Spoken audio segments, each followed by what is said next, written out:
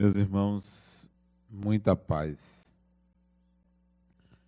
Quando eu leio um livro, um jornal, uma revista, eu sempre quero que o autor me surpreenda. Eu quero ser surpreendido com um conteúdo que me chame a atenção, ou para algo que eu não sei, ou para algo que eu ainda não conquistei, ou para alguma coisa que fuja da normalidade. Eu quero ser surpreendido. E digo a vocês que muita coisa que eu li me surpreendeu, muita coisa. Porque a gente não sabe de tudo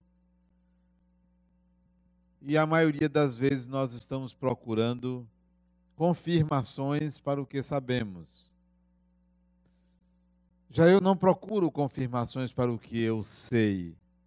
Eu quero ser surpreendido pelo que leio. E li há muitos anos um livro que me surpreendeu na sua totalidade. Muito mais do que pelo conteúdo, mas pelos exemplos de certos personagens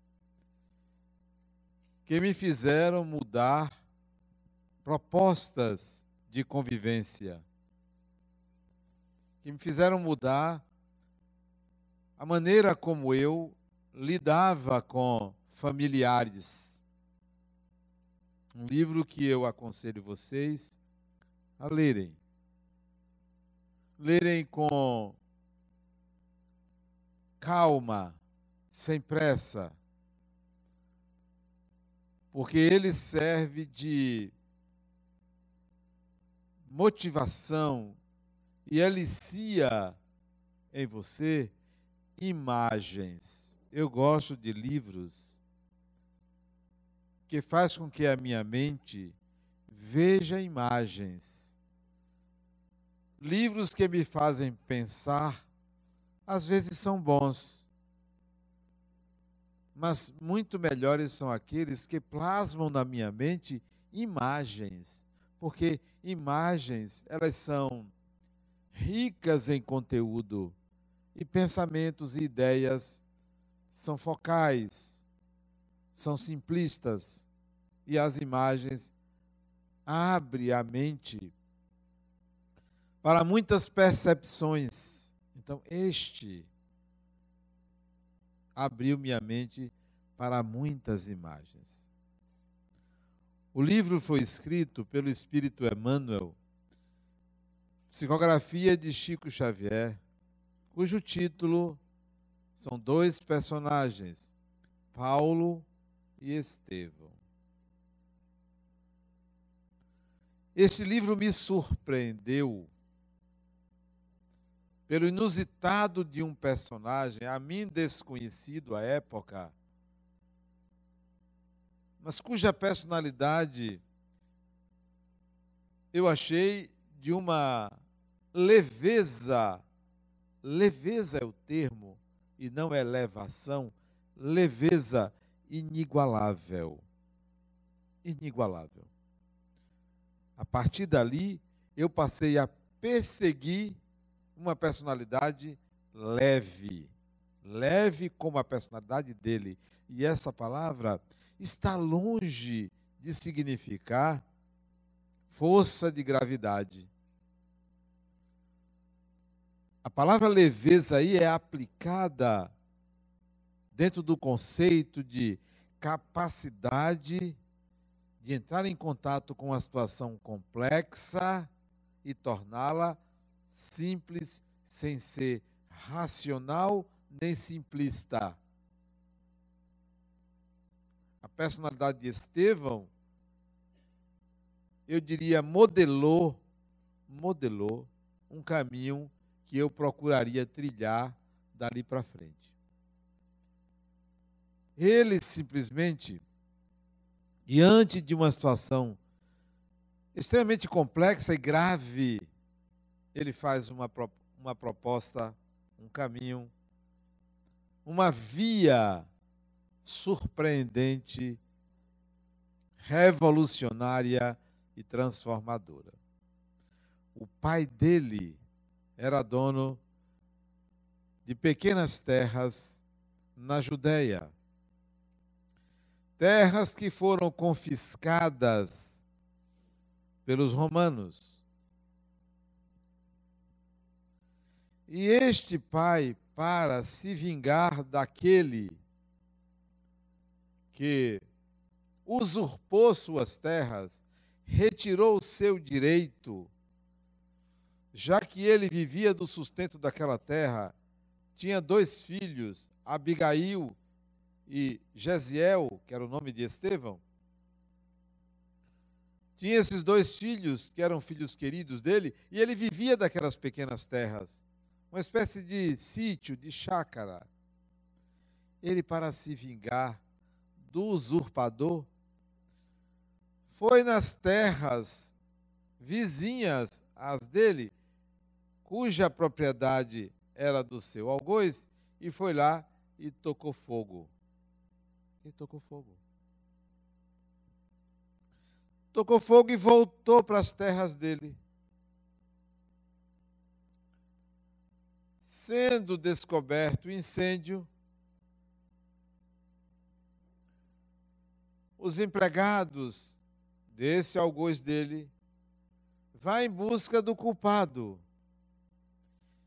E Jesiel, ou Estevão, sabia ou soube que fora o pai dele que fez isso. Fora o pai dele. Algo que ele não concordava.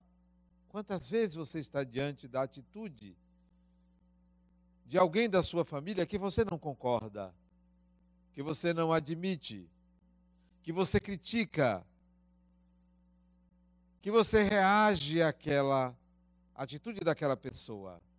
Pois bem, ele, depois que foi descoberto que foi o pai dele, quando o pai dele ia ser preso, ele estava junto, ele disse: não foi meu pai, foi eu. Ele assumiu a responsabilidade do ato, porque não queria que o pai dele, idoso, fosse preso e sofresse. Não queria. Ele tenta blindar o pai dele. O que é que a autoridade fez? Condenou os 2. Um porque era de fato culpado, o outro porque quis assumir a culpa por algo que não fez.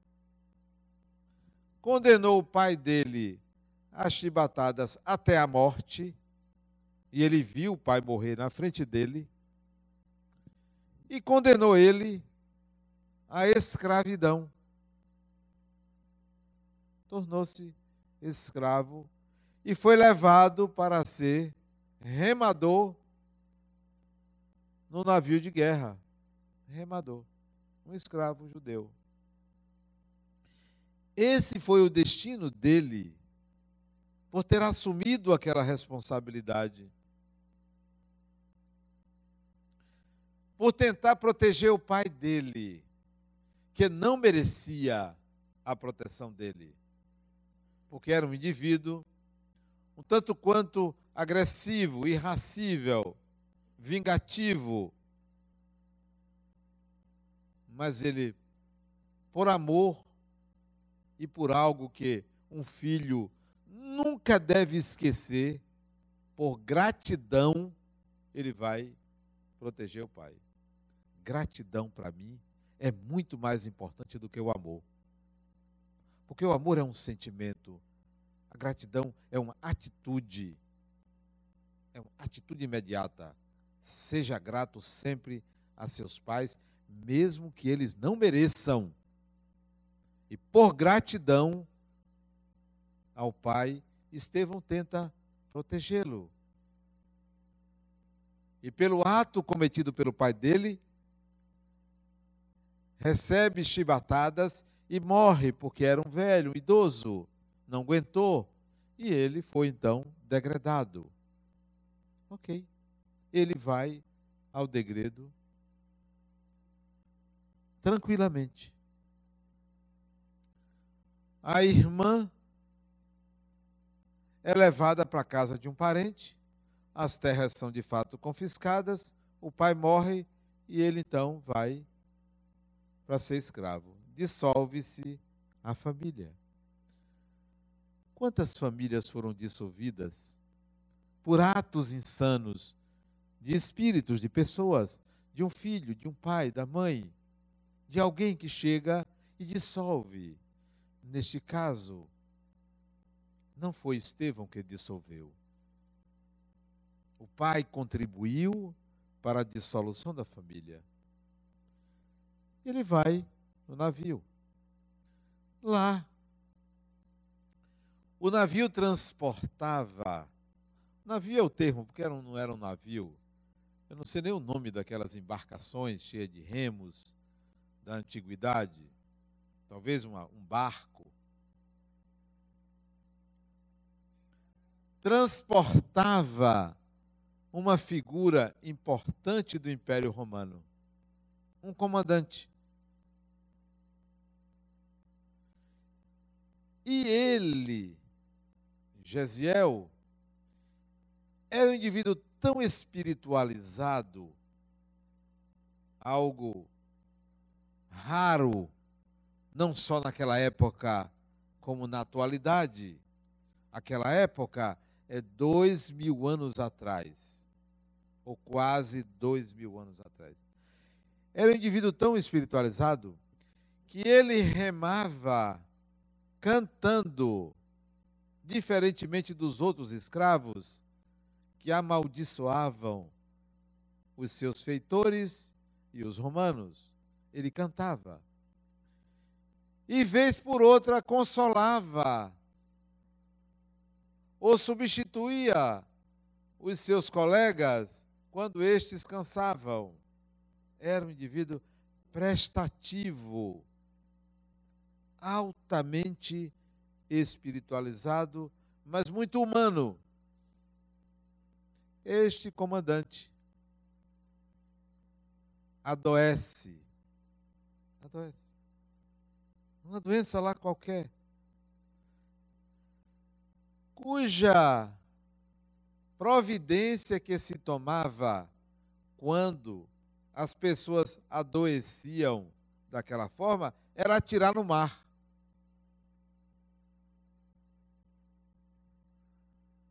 Estevão, Gesiel, foi chamado para curá-lo, porque ele já tinha feito isso com companheiros dele que tinham a mesma doença, ele curava. Ele orava, ele colocava a mão sobre a doença da pessoa e a pessoa ficava boa. Então isso se espalhou no pequeno navio. E quando esse comandante adoeceu, ele foi chamado. E lá, ele orava. Resultado, o indivíduo ficou curado e ele adoeceu. Ele pegou a doença. Não tenha medo quando, diante da doença de alguém, você for tentar ajudar. Eu me lembro há muitos anos atrás, adolescente, ia para o leprosário e ficava com receio de ser contagiado. Mas os espíritos me diziam: abrace. Você não é melhor do que nenhum deles. Abrace. Ali eu aprendi a abraçar as pessoas. Não importa se você tem uma doença, ela é sua, porque a minha não depende de você. A minha é minha. Anda comigo. Estevão pega a doença. O comandante não foi jogado ao mar, porque era o comandante. Ele seria jogado ao mar. Mas o comandante, em gratidão a ele por ter sido curado, um escravo, disse a ele: eu vou lhe soltar numa praia, mas não conte a ninguém. Para todos você morreu. E ele então é abandonado numa das praias da Judéia. É largado lá.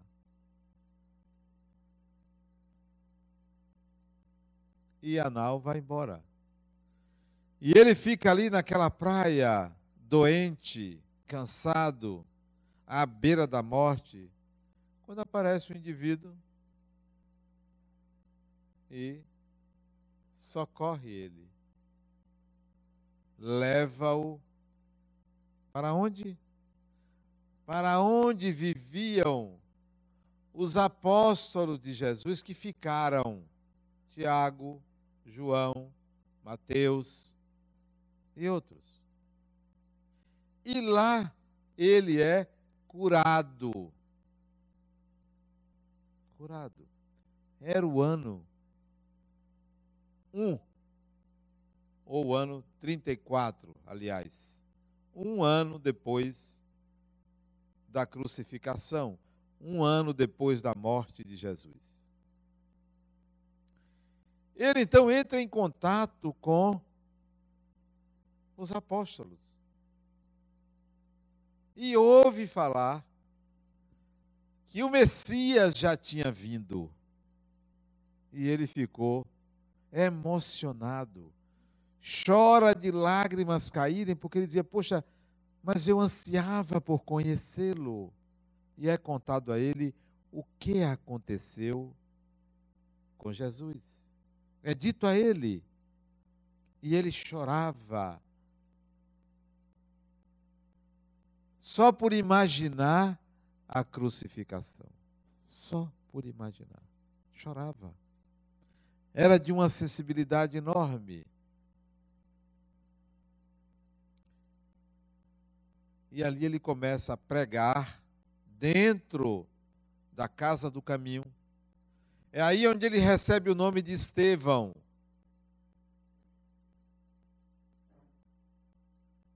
E começa a pregar aquilo que ele sentia, a espiritualidade de que ele era portador. E as pregações dele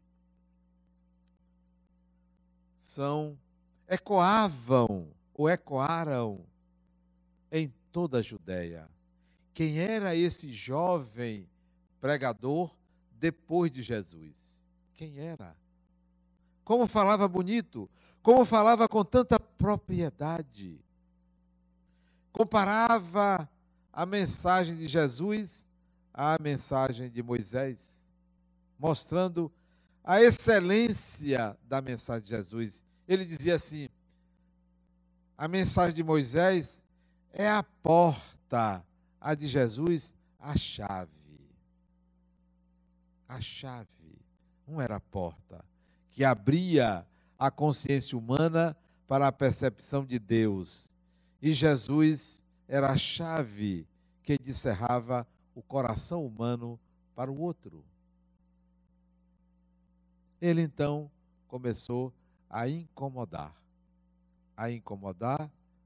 os judeus, a incomodar o sinédrio, isto é, a autoridade judaica, por essas comparações que ele fazia, porque para a autoridade judaica, ele estava colocando Jesus acima de Moisés. E de fato estava.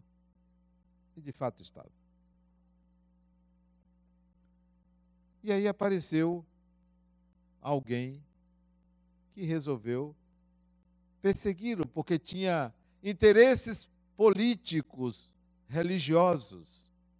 Um jovem, também pregador, de nome Saulo, que queria ascender à condição de sacerdote, toma para si a defesa do judaísmo e vai conhecer esse tal de Estevão e ouvir o que ele falava. Não queria participar daquelas reuniões dos cristãos, foi disfarçado com um capuz, fica lá no fundo para assistir a pregação de Estevão. E Estevão dá um banho de interpretação da mensagem de Jesus. Vale a pena vocês lerem para ver que pureza, que leveza, com que propriedade ele fala da mensagem de Jesus. Inigualável. Eu nunca vi algo igual. E curava as pessoas. Era como se Jesus tivesse voltado na pele daquele judeu. Como se Jesus tivesse voltado. Incomodou Saulo, e Saulo então intenta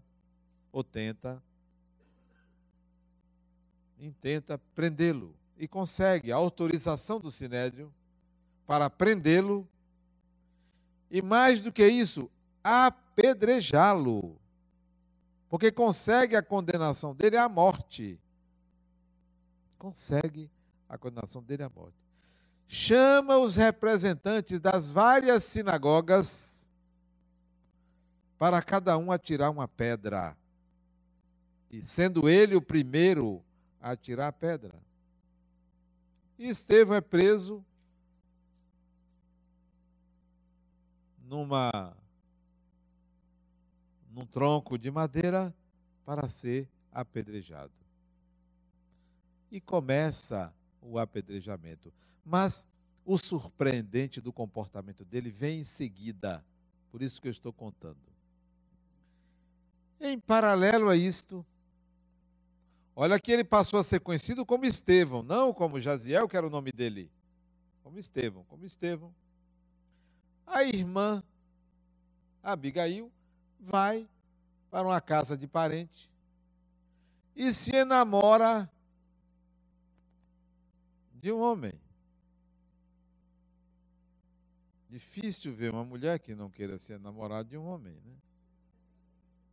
Não seria Abigail que ficaria para trás. Arranja logo dela. Se enamora de nada mais, nada menos de Saulo.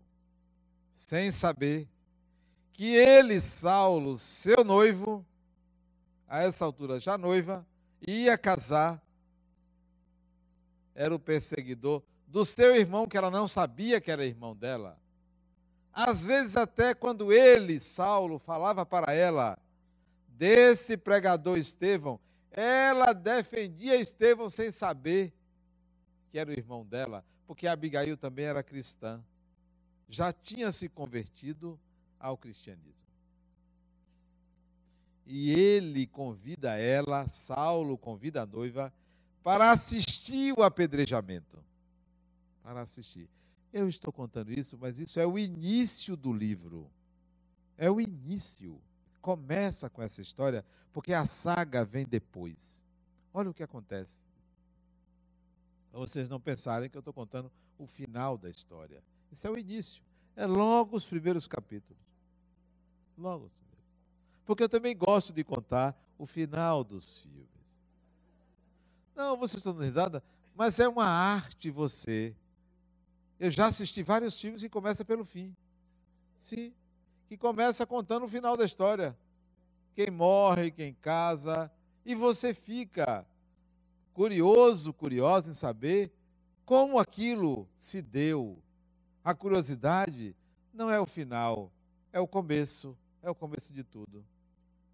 Pois bem, ele convida Abigail para assistir o apedrejamento desse Estevão, execrado por ele, detestado por ele.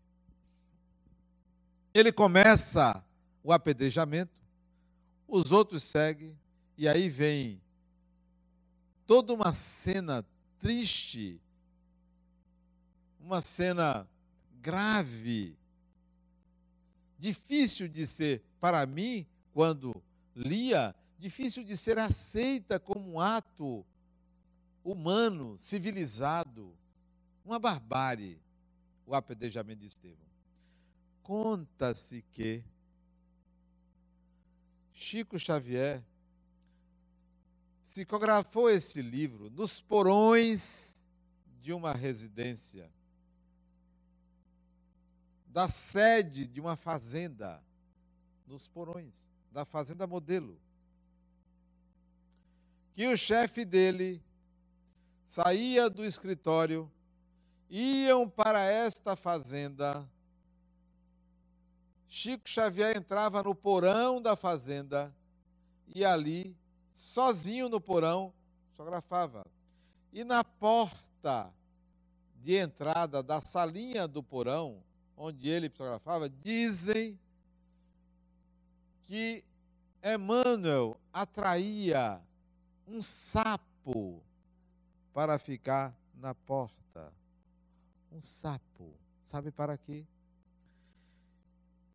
Dizem que ele projetava na psicosfera do lugar aquele sapo assustador que fazia com que vários espíritos dali se afastassem para o médium conseguir se concentrar e captar as imagens com fidedignidade. Pois bem, dizem que quando ele psicografava o livro, estas páginas descrevendo o apedrejamento de Estevão, a cena era tão pesada, era tão ruim, era tão grave, era tão sofrida, que ele não conseguia, parava e chorava para se refazer e voltar a escrever, porque Emmanuel mostrava o quadro para ele, a imagem para ele, em movimento. Pois bem, Abigail assiste o apedrejamento. Mas em determinado momento ela consegue identificar que poderia ser o irmão dela. E pede a Saulo que pare o apedrejamento, pare. Ele, meio atônito, naquele estado de alta irritação, atende a noiva e para o apedrejamento no meio, mas Estevão já estava nos estertores, já quase desencarnando. Ele, Estevão, já tinha identificado a irmã. Ele é retirado dali, colocado numa pequena sala, onde vai ele, Saulo, Abigail, a noiva, e Estevão. E ela, chorando, reconhece o irmão à beira da morte. E o irmão pergunta à beira da morte: Abigail, com quem eu te deixarei? Com quem eu te deixarei? Porque ele sabia que ele estava desencarnando. E ela diz para ele, chorando: este é Saulo, meu noivo. Sabe o que ele diz? Aí que vem o surpreendente, o diferente.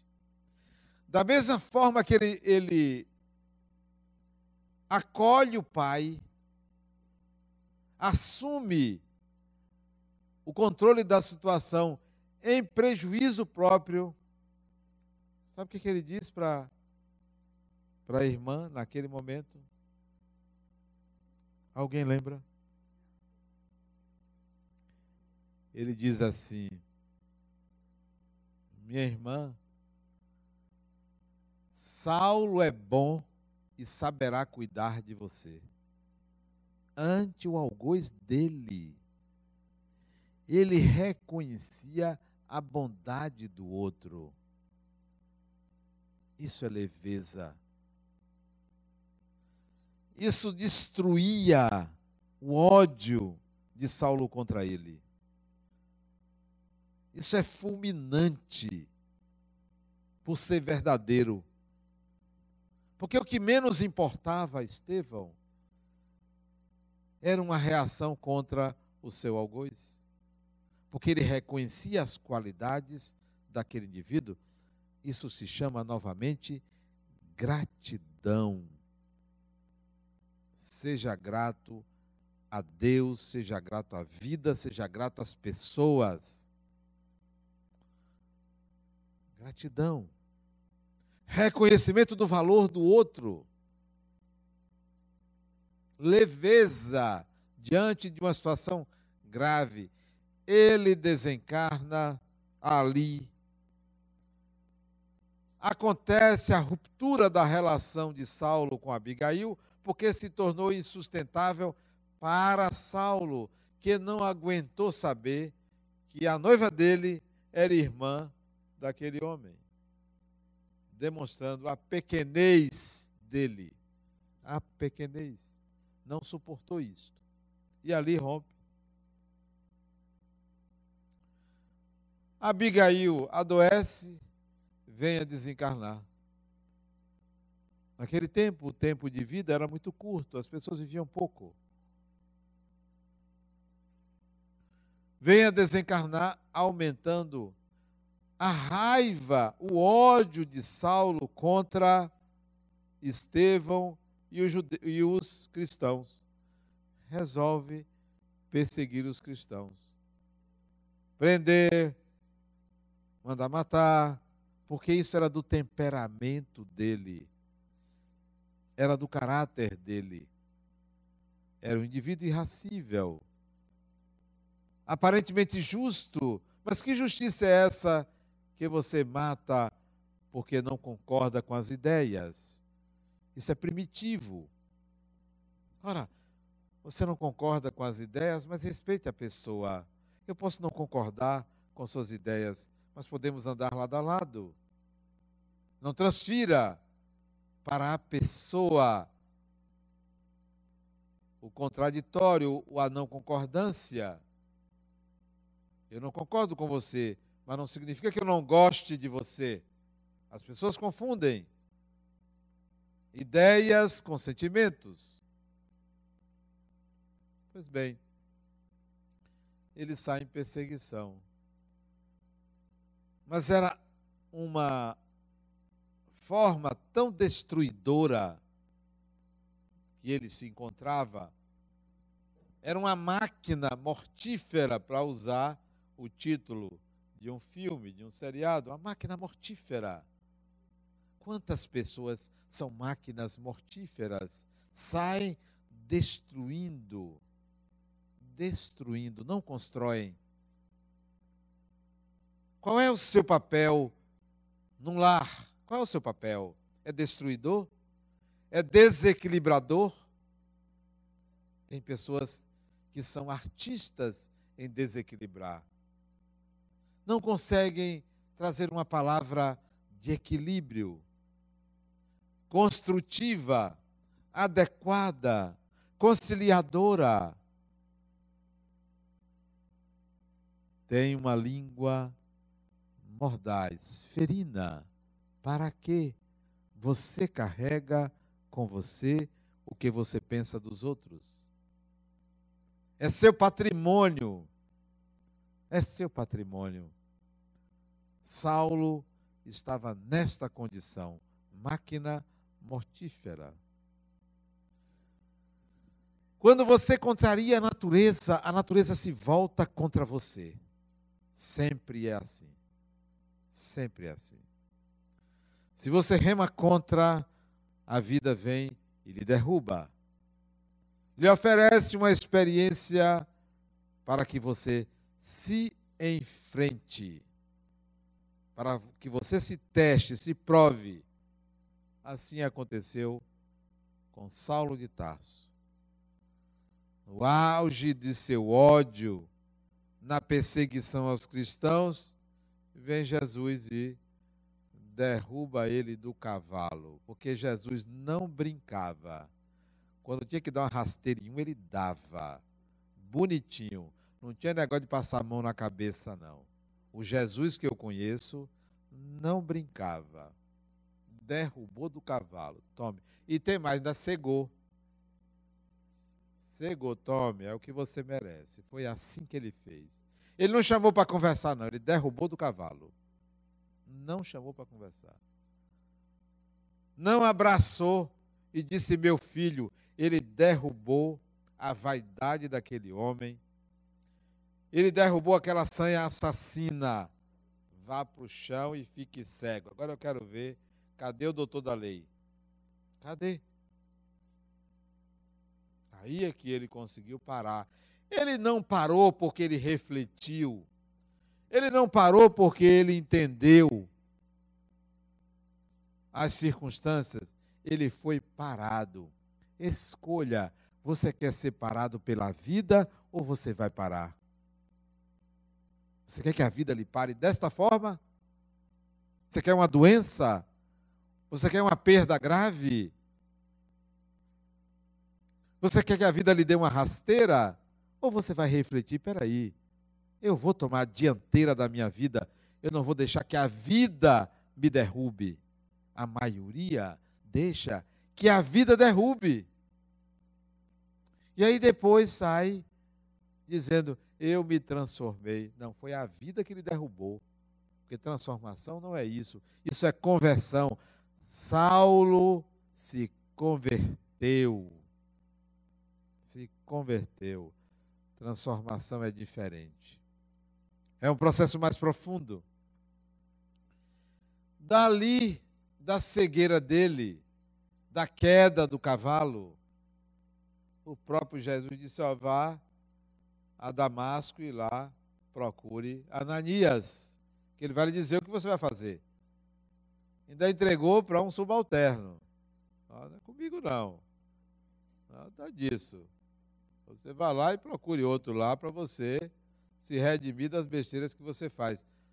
Não disse ele o que ele tinha que fazer, não. Mandou outro dizer. Esse é Jesus.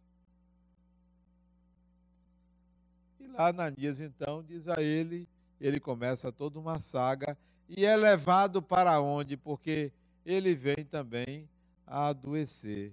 É levado para a casa do caminho, onde Estevão passou. Onde ele foi lá perseguir Estevão e todo mundo desconfiou dele. O que esse sujeito está fazendo aqui? Não era ele que perseguia a gente? E ele foi para ali. Mas ali ele sai, recebe um outro nome, é batizado de Saulo para Paulo, de S para P, mas que não muda muito, as letras são muito próximas, não mudou muito não. Mas, deixando de lado Saulo, Paulo, vamos a Estevão, Gesiel. O Gesiel Estevão surpreende aquela personalidade. Ele era cristão antes de conhecer Jesus, antes de entrar em contato com os ensinamentos de Jesus. Ele era um judeu que tinha uma alma renovada, transformada, sem precisar conhecer a mensagem. Quantos de nós conhecemos a mensagem, chegamos em casa, atiramos a primeira pedra. Conhecemos a mensagem, chegamos em casa, ao invés de equilibrar o ambiente, contribuímos para a desarmonia, desestabilizando as situações. Falta senso de oportunidade.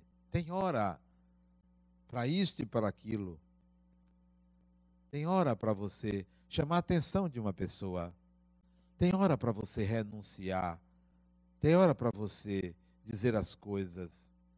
Seja um fator de equilíbrio no lar. Um fator de equilíbrio. Mas as pessoas, às vezes, chegam em casa e se acham no direito. Se acham no direito.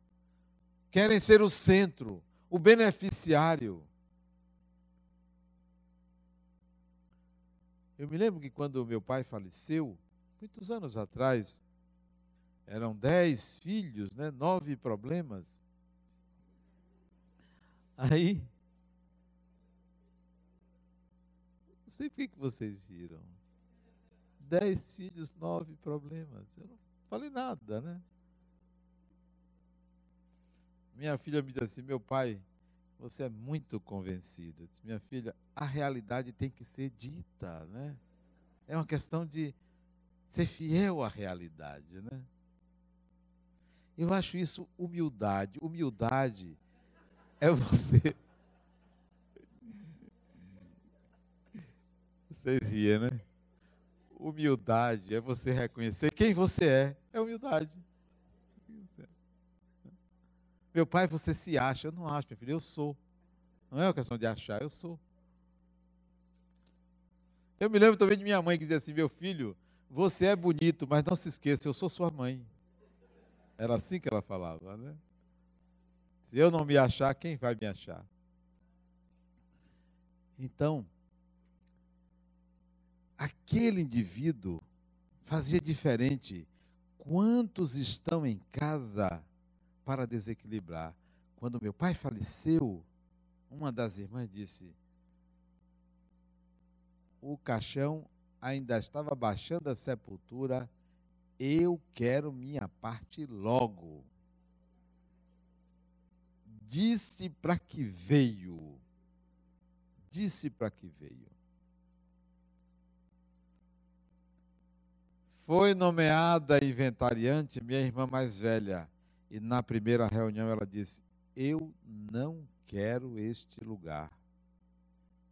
Este lugar eu quero passar para ele, passando para mim. Eu disse, eu só aceito se todos concordarem. Todos concordaram. A primeira coisa que eu fiz é, avaliamos os bens, coube X para cada um, e eu disse, o seu eu vou dar em primeiro lugar. Sabe por quê? Eu vou comprar o seu. Eu quero lhe dar em dinheiro. Hoje, a preços de hoje, seria R$500. Eu vou lhe dar em dinheiro. Era uma casinha dividida para 10, tinha dívidas, quase não sobrava nada. E ela reclamava, eu lhe dou, e dei, tome. Pronto, até logo. Qual é o seu papel dentro de casa? Equilibre, harmonize. Quantos espíritos reencarnam, não têm direito a uma família? Porque não souberam garantir, estruturar, manter uma família. Quantos reencarnam, não conseguem ter filhos? Porque não souberam nutrir, manter. O momento é esse agora. O que você faz da família que você tem? Harmonize, equilibre, garanta um futuro. Não se perca em vaidades e orgulho.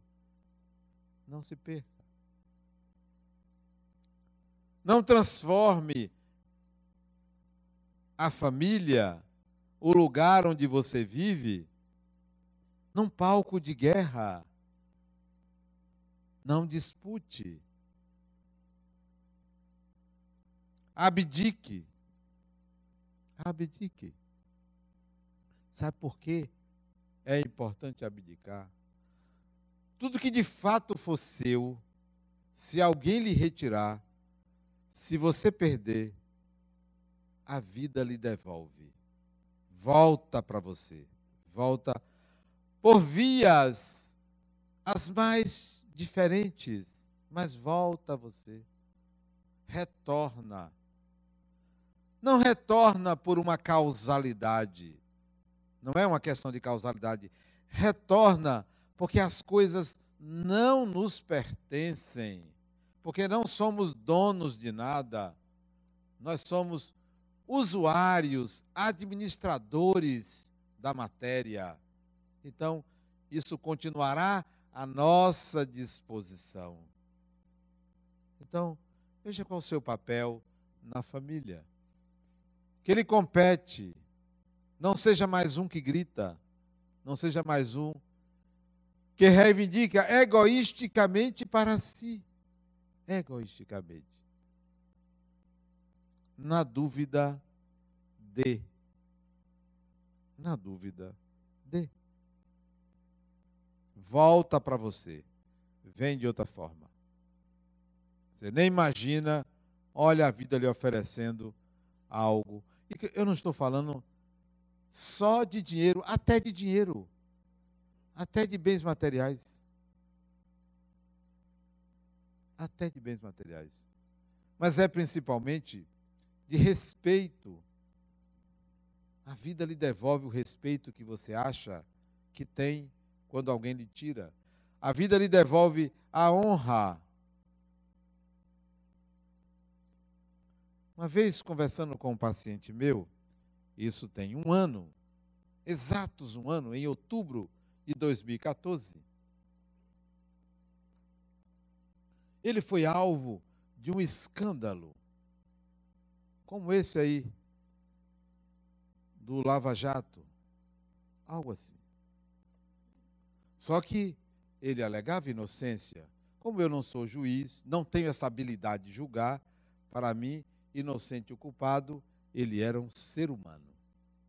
Não sou eu que devo julgar se uma pessoa é culpada ou inocente.